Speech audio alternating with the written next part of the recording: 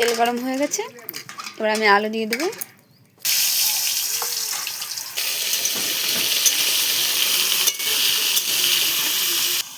আলু ভাজায় নুন দিয়ে দেবো, একটু নাড়াচাড়া দিয়ে নিলাম। হলুদ দেবো,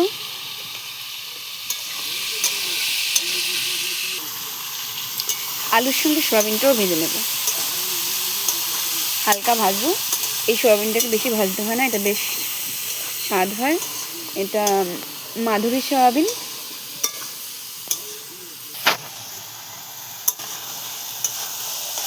এই যে আমার প্রায় ভাজা হয়ে গেছে, এবার ভাজাটা নামিয়ে নেব।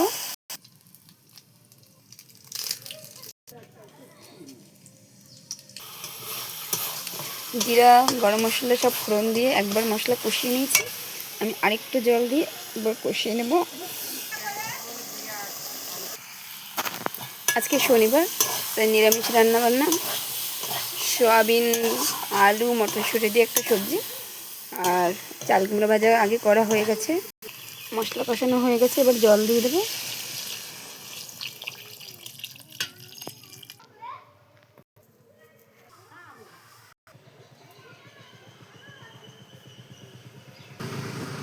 এই যে আমাদের ডুমুর গাছে ডুমুর ফুল ফুটেছে।